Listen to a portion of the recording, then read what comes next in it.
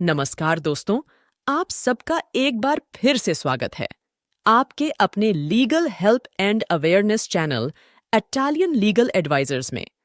आज हम बताने वाले हैं कि अगर आपने अपनी इच्छा से अपना बैंक अकाउंट बंद करवा दिया है और उसके बाद अपनी लायबिलिटीज को खत्म करने के लिए आपने उसी अकाउंट से किसी को चेक दिया है, तो इसे आईपीसी के अकॉर्डिंग चीटिंग माना जाएगा कि नहीं। केरल हाई कोर्ट ने चेक के एक फैसले में अपनी डिटेल जजमेंट दी है, जिसके बारे में हम आपको डिटेल में बताएंगे।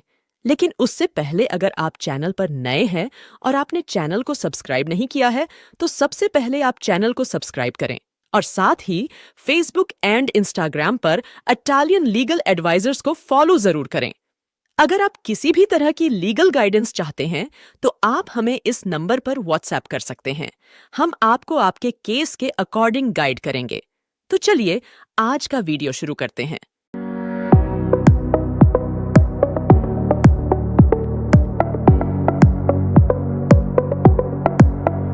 सबसे पहले तो ये जानते हैं कि चेक क्या होता है। चेक बैंक की एक सर्विस है जिसके थ्रू कस्टमर अपने अकाउंट से पैसे निकाल सकता है या ट्रांसफर कर सकता है। अगर आपने किसी को पैसे देने हैं, तो आप उसे चेक देकर अपने अकाउंट से पैसे दे सकते हैं। लेकिन अगर आपके अकाउंट में पैसे ना हो और आपका दिया हुआ चेक बैंक से वापस आ जाए, यानी कि बाउंस हो जाए, तो उस केस में चेक इशू करने वाले पर सेक्शन 138 एनआईए एक्ट के तहत और साथ में सीआरपीसी में क्रिमिनल केस फाइल होता है।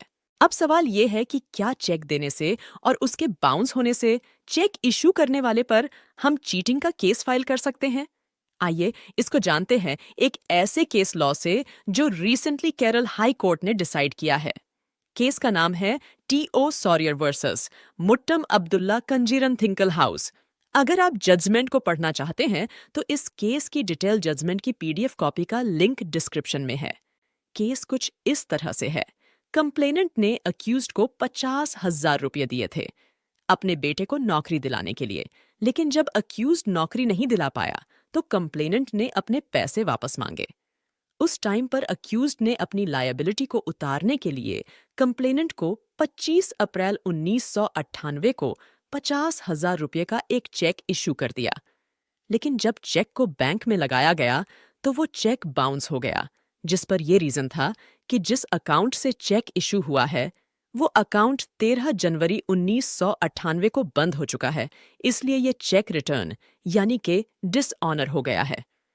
इसके बाद कंप्लेनेंट ने अक्यूज्ड के खिलाफ केस फाइल किया, जहां कोर्ट ने आरोपी को आईपीसी की धारा 420 के तहत धोखाधड़ी का दोषी पाया और 50,000 रुपये का भुगतान करने के निर्देश के साथ 1 साल की सजा सुनाई। जिसके बाद अक्यूज्ड ने इस ऑर्डर के खिलाफ सेशन कोर्ट में अपील लगाई, जहां कोर्ट ने पाया कि आईपीसी की धारा 420 लागू नहीं हुई और सेशंस कोर्ट ने लोअर कोर्ट के ऑर्डर को रद्द कर दिया। इसके बाद कंप्लेनेंट ने उच्च न्यायालय हाई कोर्ट में रिवीजन पिटिशन को फाइल किया। आईपीसी में धोखाधड़ी के प्रावधानों का विश्लेषण करने पर हाई कोर्ट ने धोखाधड़ी के अपराध को प्रूफ करने के लिए फैक्ट्स को इस प्रकार निकाला। कोर्ट ने ये कंसिडर किया कि अक्यूज्ड ने वो चेक अपनी लायबिलिटी को उतारने के लिए उस अकाउंट में से इशू किया, जिसे वो अपनी मर्जी से 3 महीने पहले ही बंद करवा चुका था। और वो ये भी जानता था कि अगर चेक प्रेजेंट होगा तो वो बाउंस भी होगा और उसका ये एक्ट सेक्शन 415 आईपीसी के तहत चीटिंग यानी कि धोखाधड़ी के समान होगा। कोर्ट ने कहा कि अक्यूज्ड ने अपनी लायबिलिटी के भुगतान के लिए चेक तब जारी किया जब उसे पूरी तरह से ये पता था कि उसका बैंक अकाउंट बंद हो गया है और उसका चेक बाउंस हो जाएगा।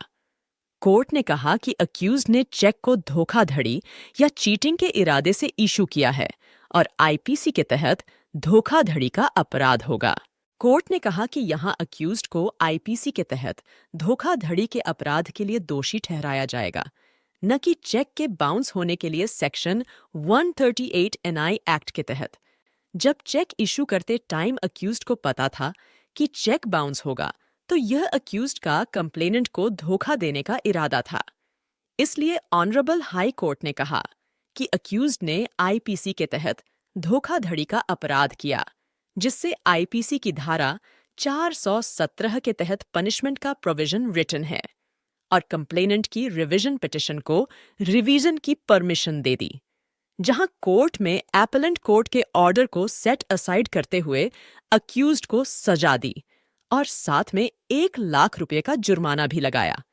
इसका मतलब ये हुआ कि अगर आप जानते हैं कि जो चेक आप दे रहे हैं वो क्लियर नहीं होगा या उस अकाउंट से दे रहे हैं जो अकाउंट आपने बंद करवा दिया है, तो उस केस में आपको सजा हो सकती है। उम्मीद करती हूँ आज का वीडियो आपको पसंद आया होगा।